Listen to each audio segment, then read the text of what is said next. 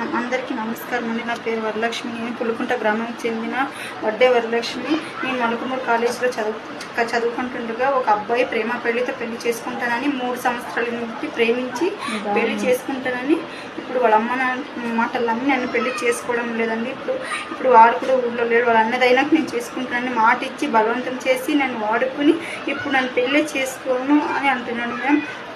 ఇప్పుడు నాకు న్యాయం కావాలి, న్యాయం జరగాలి. మా ఇంట్లో పరిస్థితి బాగలేదు, నా పరిస్థితి బాగలేదు. మేము నలుగురు ఆడపిల్లలు, ఇంకా 3 ఉన్నారు. ఇంకా నేనే ఫస్ట్ ఇలా చేస్తే 3 పిల్లల భవిష్యత్తు ఏమవుతుంది?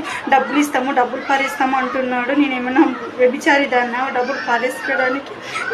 మా ఇంట్లో అమ్మని నన్ను కూడా ఎంత కొడుతున్నారు, తిడుతున్నారు, హింసిస్తున్నారు.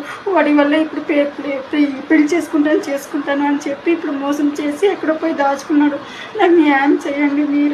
మీరు పోలీస్ స్టేషన్కి 6 రోజుల నుంచి తిరుగుతున్నాను, వాళ్ళు కూడా పట్టించుకోవడం. చూశారు కదా, పెళ్లి పేరుతో చెప్పి అమ్మాయిని ఎలా వాడుకున్నాడు అని. అమ్మాయి ఏడుస్తుందో మీరు ఇట జాగ్రత్తగా ఉండండి. మీ ఇంట్లో ఎవరినైనా లవ్ చేసి ఉంటే వాళ్ళకి ఈ వీడియో సెండ్ చేయండి, లైక్ చేయండి, షేర్ చేయండి, సబ్స్క్రైబ్ చేసుకోండి. అబ్బాయిల చేతులలో ఎవరు మోసపోకండి. ఈ వీడియో మీకు నచ్చితే లైక్, షేర్, సబ్స్క్రైబ్ చేసుకోండి.